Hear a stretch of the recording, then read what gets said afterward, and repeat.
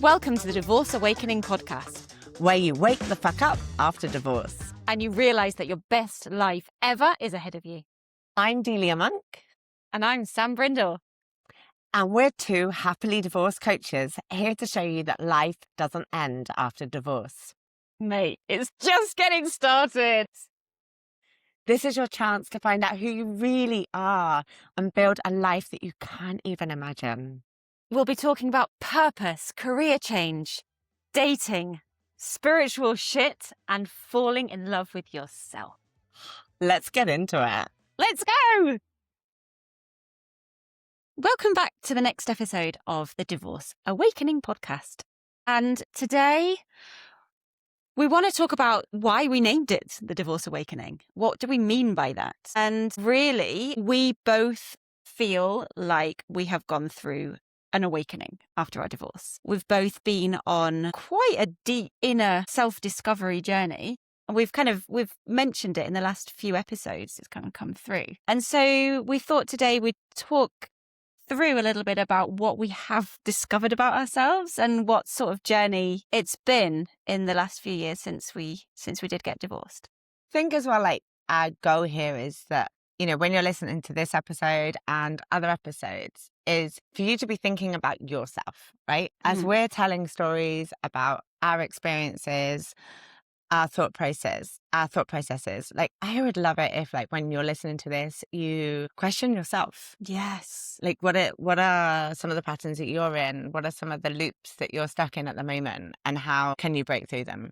Because that's the goal, right? When we're sharing our stories, it's to try and show what's possible. And we mentioned, I think in the first episode, that Delia and I went through my divorce before you, and I was like a guiding light to you. You really were. And I feel the same when I'm working with my clients as well. So we want to use this opportunity with the podcast as well to get to kind of share that with a wider audience. Yeah. I mean, gosh, you're so lucky because Sam was my best guiding light ever. And now she can be your guiding light. And hopefully I can be too. Yes. So, Two lights guiding you through the divorce. So, Delia, Yes, Sam. maybe you can go first. Am I going in the hot? You're going in the hot seat. Okay. So what would you say, as you've been going through this awakening journey, were your biggest kind of aha moments or breakthroughs? Wow. I have had a few. Okay, so I think I've had two big ones. And my first one was more connected to the marriage. And my second one was a deeper one about me. So I realized throughout my whole life, not just in the marriage, but throughout my whole life, I had been a bit of a people pleaser. Guilty. I was the person that avoided conflict and wanted to be liked. And I love people. Like, I really love people. You know, when you meet people and they're like, oh God, I hate people. Yeah, there's a lot of people that say that. I'm always like, I love people. Yeah, I love connection. And so, you know, a lot of people pleasing comes from a fear of social rejection, being socially rejected. So we shapeshift to be socially accepted. And I realized that I had definitely been people pleasing, which means that I wasn't always speaking my truth and saying what I really wanted to do because I didn't want to offend someone. I didn't want to upset someone. I wanted to be liked. So even though I have always been, I guess, a strong personality, it wasn't that I really watered down my personality. But it was more that I would go with the flow with things. But if I'm honest, one of the biggest aha moments was not even just that I was people pleasing, but it was that I didn't know what I wanted anymore because I'd been doing it for so long. You too, right? Same. And I remember working with I worked through a coach through this whole period. We actually worked with the same coach. And I remember him sometimes asking me what I really wanted. And I was like, I can't answer that because I didn't know. It had been so many years of, well, my daughter needs this, my husband needs this, my friends need that I had, even though like my career was very focused and I knew what I wanted and I was very driven, I didn't really always in everyday situations think about what I wanted. I would deflect as well. So if people would say, shall we do here or here? I'd be like, oh, what do you want to do? I was that person, like, what do you want to do? Really, I'll make you happy. So what I realized was that not only had I been people pleasing, but I hadn't been putting in strong boundaries, personal boundaries. Ironically, in work, I'm really good at boundaries. I was just about to say, it's strange because what you see on the inside and what you see on the outside is so different. Objectively for me, I saw you as this like super strong character when I first met you. Really successful in business. Like you knew exactly where you were going. You knew what you wanted to do. You had it, thought it. Like I didn't know in the beginning, obviously I didn't know you so well, but it seemed it was strange that work, you had this, well, the work identity of being this really strong woman, but then in your personal life, it was slightly different. Yeah. In my personal life, I was like going with the flow, not wanting conflict, wanting to keep everybody happy. It was almost like that was my role, to keep the peace, to keep people happy. Essentially, in my marriage, and, you know, on this podcast, Sam and I are both being very conscious to not tell the stories of our exes because that's their stories, right? And so we do have to be mindful of that. So it's kind of delicate sometimes. But essentially in my marriage, I realized I had also been people pleasing and I hadn't been putting in strong boundaries. I didn't even know how to put a boundary in. I had to be taught what a boundary was. And then of course, when you start putting in boundaries and you haven't put in boundaries, you lose people. You know, I've actually said to some of my best friends, I've realized I've been people pleasing for far too long. I'm starting to put in boundaries and I'll be putting boundaries in with you. And it's going to be hard and difficult for me and it might be hard and difficult for you. Like I actually said that. Wow. Yeah, because I knew that I would find it so hard otherwise. And I remember saying that to one of my best friends, Kate, who I've known for my whole life. She'd joke about it and be like, oh, wait for these boundaries to come in, you know? Like, so we had a bit of banter about it, you know? And then every now and then, like, we'd do something and she'd be like, yeah, because you're not a people pleaser anymore. And I'd be like, no, hard boundary coming in. I can't do that date. If you want to see me, I can do these dates. So that was amazing. I do not identify as a people pleaser now. That's amazing. Yeah, I feel her coming in sometimes, and it was work around this was fascinating because we could talk about this all day long. But like when one of the hardest pieces of work to do with this was saying out loud, "I want," and then saying what I wanted to do. And at the beginning, it was so hard.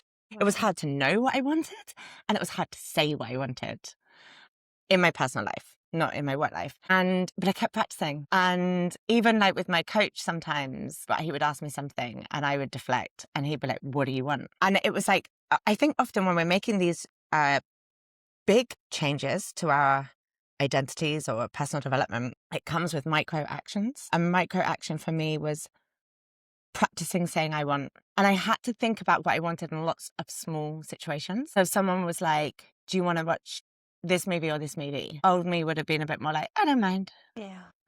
Because also genuinely, that's not something that I will always be super passionate about.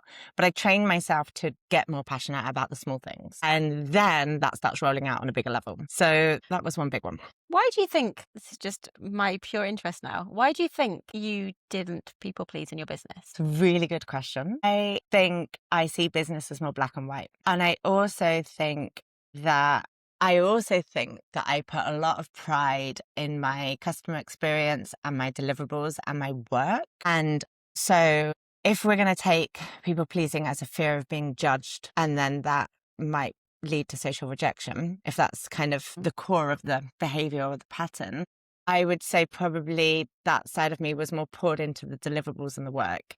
So I was very committed to providing an excellent service. I took a lot of pride in my work, the customer service. I really, really enjoyed it. I worked hard to be good at my trade as well. So I did so many different courses, and I had when I first started copywriting, I had a coach who she was like one of the best coaches in the industry, and she would review my copy and give me feedback. And I really wanted to be very good at it. And so I think I just believed that I was good at it.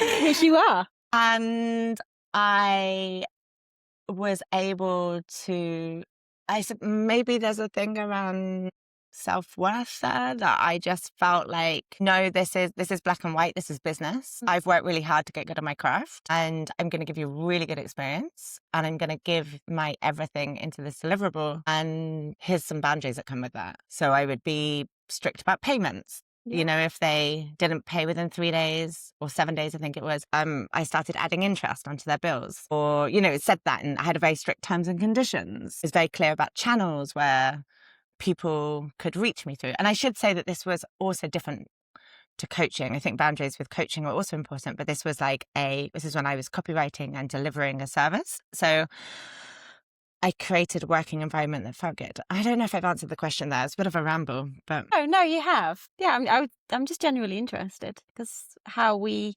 can have different behaviours in different areas of our lives. Okay, and so that was a big breakthrough for you, like literally stopping people pleasing. Yeah. This is huge. And do you think, like, how are you moving forward now in terms of your journey? So I would say there was one other breakthrough that's yes. influenced how I'm moving through in the journey, which I'll just mention more briefly because I want to ask you all about your aha moments. That was a bit later on. So I'd had that aha moment about people pleasing and setting boundaries, and I'd done that work.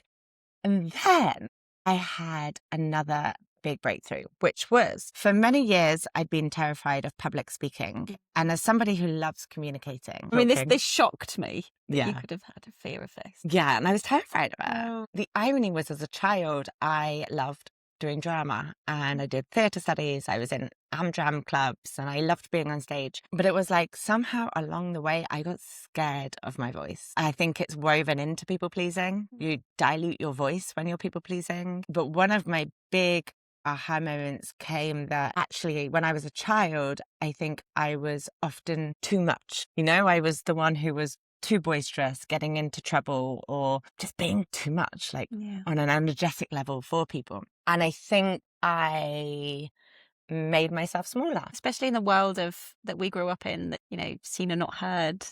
Yeah. You can't be too much. You need to behave. Right. Girls are quiet. Yeah, I wasn't quiet. So I think over the years, it's such a cliche, I dimmed my light, but I think I did. And I realized that I had to face this fear of public speaking. And so I went on a big journey to overcome that fear. And I really had to also come to terms with the fact that I am who I am. And that's okay. And that's okay. Yeah. We love it. And I am too much for some people. And that is okay. Yeah. Like, that's okay. Like, it's a really amazing moment when you realize that you don't have to be anyone else. You just be yourself. Just be you. And that will bring the right people into your life. Yeah. And it will repel the wrong people. And that is fine. That is so freeing. Yeah. Because that's it. That's it. Because we spend all of our lives putting these masks on and becoming people for certain people, especially like the people pleasing. You know, you conform to be a type of person that's not too much. Yeah. And that doesn't rock the boat and that just goes with the flow. Yeah.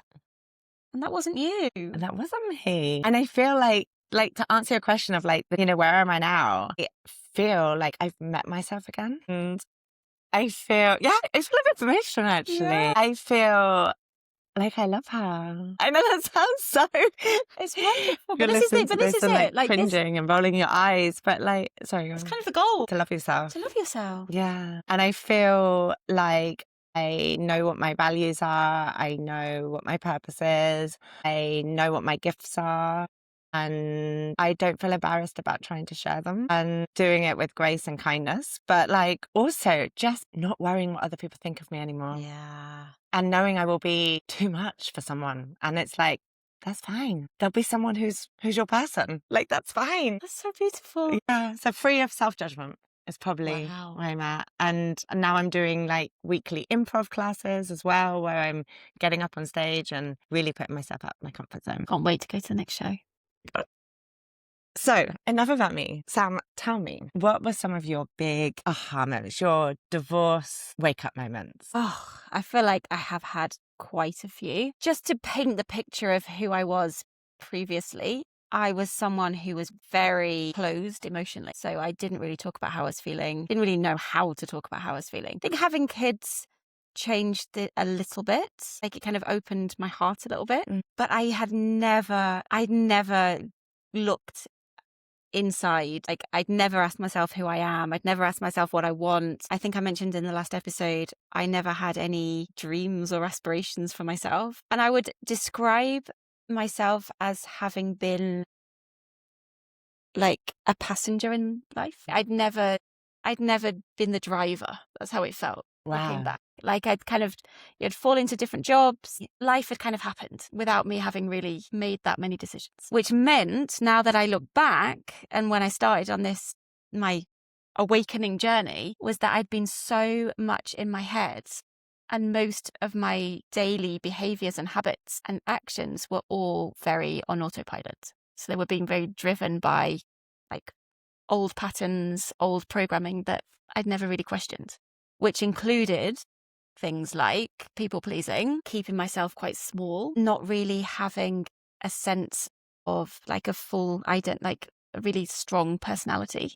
Sort of, I would be different with different people. I think you said the same, morph into different situations, and just feeling like I didn't really have a handle on, like, things just happened. And I was quite happy. Like, it wasn't that I didn't really feel like I was missing anything. But the first biggest breakthrough I had when I started working with the coach that we both worked with was that actually I did have a choice and that I actually could totally choose what happened next and what my life was going to look like. And it felt like a small thing, but afterwards it was a huge thing, because I don't think I'd ever really fully been conscious of the fact that I could decide what I wanted life to look like and I could work towards making that happen.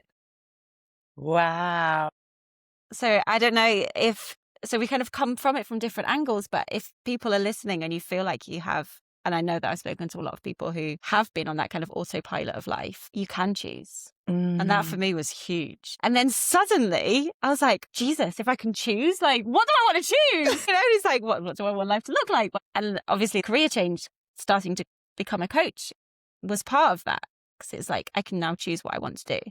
Yeah, so like designing life rather than just keep going with the same things and the same habits. Another big part, and I would like to do a whole other section on this, was what I had previously used as like numbing. Yes. And so alcohol was a big part of that. Yeah. And I realized how much I had relied on alcohol to get me through situations. Yeah. I can relate to that. Yeah. And how much I had almost let it become a bit of my identity as well. I was always kind of party girl. I liked, and I do genuinely like going out. I love socializing. I love being with people. But I don't think I'd realized how much alcohol had been a part of that. Right. So I did stop drinking for quite a while. You did? Like, I'm going to say probably, months? yeah, probably almost a year. Yeah. How did that change life for you when you gave up drinking for a year? Lots, because as someone who didn't really know how to express emotions, if I had felt emotions in the past, I would have had a drink. Wow. And so it would have just taken the edge off. Yeah. And so not having that as a crutch meant that I was facing how I felt about stuff. Facing those hard moments sober. Yeah. Like feeling sad that I wasn't with my kids every day. Yeah. Or feeling scared of the fact that, I was on my own and I had to support 4 kids by myself. And it's easy to not think about those things and not to feel it. It's a lot harder to actually face it and feel it. But when you do face it and feel it, you can work through it, and I feel like it makes you a lot stronger that you can actually go through those things. And it amazes me that you say you were someone who wasn't very good at feeling and facing emotions. I know, because now I can't stop talking about it. Me and you always talk so deep about emotions and feelings, and you have always struck me as somebody who is so emotionally intelligent. I mean, I was not. Wow. It should give hope to everyone. Right? Like, I it was like opened the floodgates. Out it all came. And the other thing that I was very much, so my friends, we had identified like our alter ego. And it became a bit of a joke, but mine was Ozzy the ostrich, because I avoided anything that was difficult. I avoided any sort of conflict. I avoided, I don't know, like life admin, anything that I found a bit hard. Yeah. I stuck my head in the sand. And so that came out as well in this journey of why am I like looking at why I avoided things so much. And I think I was scared to face up to things. Yeah. Didn't really know how. And now I barely avoid stuff. I think there's probably a couple of things that are on my list. And this is because you were telling me something interesting the other day about procrastination, which I guess is kind of connected. Like I love for you to share a bit about that, your journey I should remember what I said on procrastination and what's helping you in the moment. Because procrastination is exactly that, right? It's when if you're being, what was it, Ozzy the ostrich? Ozzy the ostrich. Ozzy the ostrich. Of course he's going to procrastinate because he doesn't want to, I don't know why I've just changed your gender. He was a he. Yes, he was always a he. I was getting that vibe. Why it was always a he. Great. So I think so I can distance myself. Yeah, perfect. So he would have loved procrastinating. Oh, yeah. Because that would mean... The king of procrastination. He didn't have to deal with the thing that's waiting. So another big breakthrough is the whole concept of being in the moment and being present. Because when we are in the moment, there's peace. Again, a lot I can talk about this. But when we're not living in the moment, which most of us are not, we're in the past, we're worrying about ruminating over things that have happened, or we are feeling anxious and we're worrying about things that are in the future that we're basically making up in our mind. But there's a lot of noise. But one of the big things I've learned, and I think this is a skill to learn as well, is being present. And the only thing that's important is being in that moment and taking action in the moment that's aligned with what our future goals are, how we want to be expressing ourselves. This was huge for me too. As you're saying this, I'm like, yeah, for me too. And I think for anyone listening, this is huge. It's like a good year and a bit to get my head around it. Yeah. I'm not gonna lie. It sounds so simple. And I'd heard a million times before really realizing that. I'd heard a million times, be in the present. We've read about it. Mindfulness. I'd done meditation, but didn't really know the power of it. Yeah. Until recently. Yeah. How it feels to be. Because for me, I think mindfulness always seemed a little bit abstract, and it was something that you would do. And the same with meditation. It's kind of a practice that you would do to make you feel good in that moment. But I think what we are doing now is integrating the being in the moment into all areas of our daily life. And like the concept of living from moment to moment, and then you stop worrying so much. I don't really worry anymore. I just don't. That is remarkable. I remember the first time our coach told me that he doesn't really worry anymore. And I was like, what an irresponsible man. Like, what is this? Of course you have to worry, because obviously you don't care. Yeah. But then when it's obviously come back round, and it's just because you don't worry doesn't mean you don't care, but worry essentially is actually a complete waste of time, because you're worrying about something that you kind of made up in your mind about something that might happen in the future. Yes. So worrying about money, yes, I used to worry about money all the time.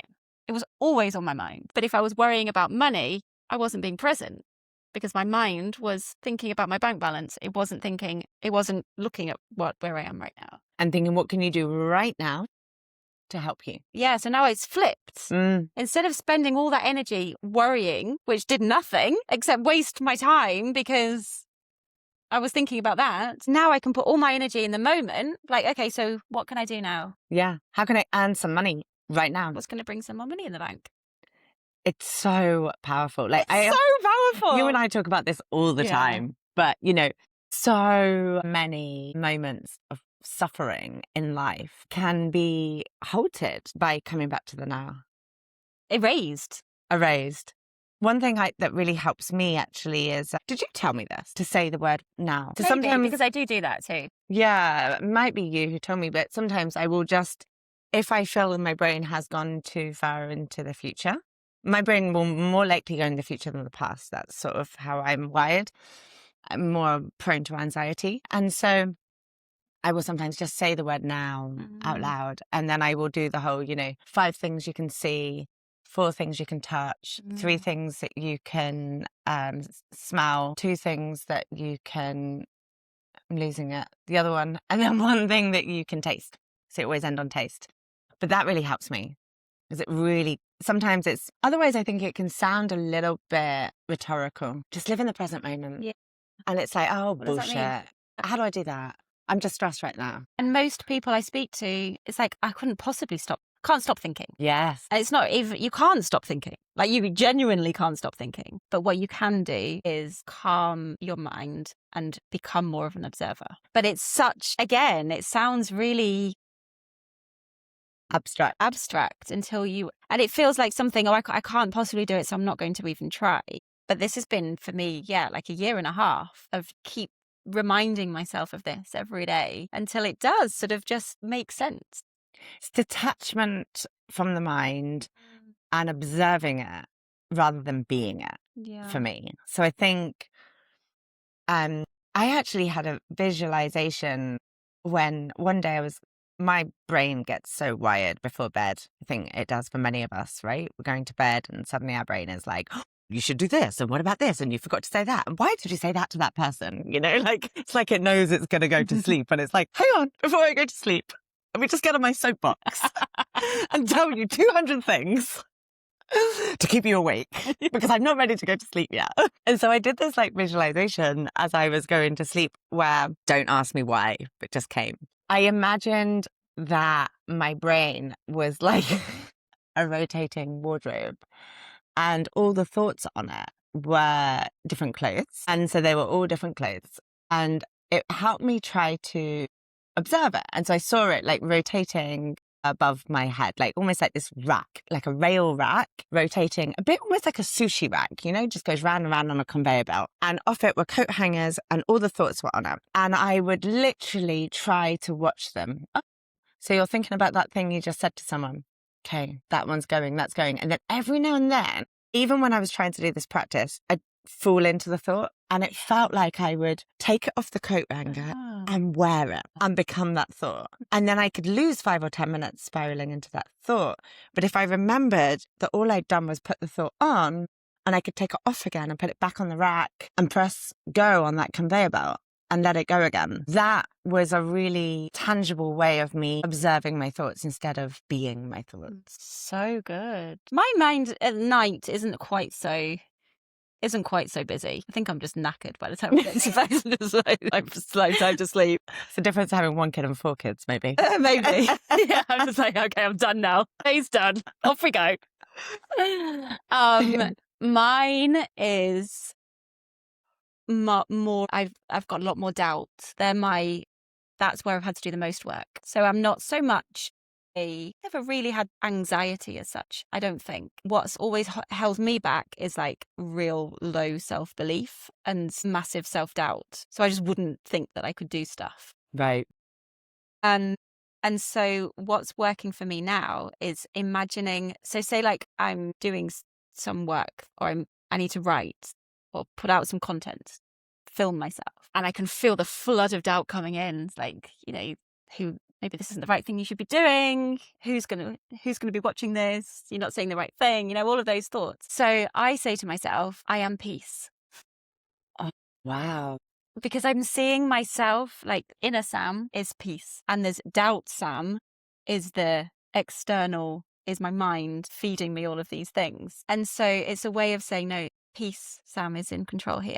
And it brings me back to the present moment, like I was mentioning before, like this moment to moment. And it allows doubt to disappear. And that helps me get into it helps me focus. Yeah. And so, but what I would do, so that's kind of coming back to the procrastination, because I suppose the procrastination happened was when doubt came in, I wouldn't really notice, but I would just internally talk myself out of doing stuff. And then I would end up scrolling my phone or like going to do something completely different. Because maybe that self-doubt, even if it was on a subconscious level, even if you weren't consciously thinking it. It was there. It was there, and then that pushed you to... I mean, were you consciously thinking it at that point? Before? I don't think so. I wasn't aware of it. It would have just have happened. But now that I am really aware of the doubtful thoughts coming in, I can sort of, I can separate myself from them. It's fascinating. Right? Fascinating. I am peace. I am peace. And what happens when you say that? Feel it. And I take a breath. But even now, just saying in my head, like, I am peace, kind of reminds me that I can come back to the moment. And then what happens? You do the content, what impact does that have just on do your it. daily life? I mean, I have to do it. If I'm doing something difficult, I have to do it a lot. And I have to keep reminding myself. But I think for me now, this is, like I asked you going forward, I think for me going forward, it's this. It's constantly bringing myself back to the present moment. And everything else just kind of, all the negative stuff kind of flitters away. Because it's all we have. It's all we have. Now it's all we have. Right now, this is all we have. Can't have this moment again. We can't have this moment again. And now it's changed. I just have one last question, which is, how has your self-love changed on this journey? This is a huge one. Massively. I don't think I was ever particularly even conscious of the fact that I didn't like myself very much before. But looking back at things that I've done or things that I haven't done more importantly, I just didn't think I was capable of that much. And since the divorce and since starting this whole awakening journey, I think doing hard things like leaving my marriage as a starter has grown my self-belief. Like just getting to know myself and accepting, like you said, this is who I am. Yeah. I used to worry about being boring, which is probably also didn't help with drinking a lot. But now it's like, it's okay. Like exactly like you said, it's okay because not everyone is going to like me. That's okay. Like I have all the friendships that I need and want. I don't need anything else. A moment that really, that showed me this is dating. There's a whole to talk about dating. I haven't really dated that much, in all honesty. I would always previously have been, hope they like me. And the moment that I went to meet someone and I thought, I hope I like them, was like, and suddenly it's like, I'm using my own time to go and meet this person. I hope it's worth my time. Like, I hope I like them. How? Yeah, that was a massive one. Wow. Yeah. That makes you feel a bit emotional. I know, me too. That is the shift from I hope they like me to I hope I like them. That is the shift. And this is something I talk about a lot with clients as well. It's like this shift to actually feeling your worth and knowing what I'm worth and what I want and what I don't want. And the other big thing, sorry, I'm going to waffle a little bit here, but is accepting my body for my body and knowing, because I remember being asked if I found myself attractive. This is what Tim, our coach, asked me. And I was like, well, like if I've been running a lot or if I'm doing this, then I feel like then I can be. And I realized it was very conditioned on. And now, like, I am who I am. Yes. This body has birthed 4 children. It's incredible. I breastfed 4 children. Wow. I can run, like I'm active. It carries me around. Like it literally enables me to live my life. And so all of those years of just being like, I'm going to hide. Now it's gratitude for your body. And now it's gratitude for my body. And radical self-acceptance. Radical. Yeah. And I think that's where, I mean, gosh, I feel like we could talk about like self-love so much. So much of it does come from acceptance. Acceptance of who you are, acceptance of how you look, and beyond acceptance, gratitude. Yeah. What an awakening. What an awakening! What a journey. To friends who have known me for years, they're like, where did this come from? Now you can listen to this episode. Yeah. Like and subscribe. But yeah, it's amazing. I'm delighted to be on this journey. Yeah, me too. And that is why we've called it The Divorce Awakening, because we realize that name has spiritual connotations, and we'll talk more about the spiritual shit in another episode. But for us, it's not about spirituality. The word awakening is waking up to who you are, what you really want. And like you said in the other episode, becoming your own best friend. Yeah. Because when you operate from that place, joy can happen. Well, not true. There's always external circumstances, but you're in the strongest position to be in peace. Yeah. It brings peace. It's peace. So we'll wrap up there. I think this was a bit longer than usual, but if you're enjoying this podcast, we would love you to subscribe and leave us a review. We would love a review, wouldn't we? We would love one. Make our day. Bring us even more joy and peace. So thanks for listening, and we'll see you in the next episode. Bye.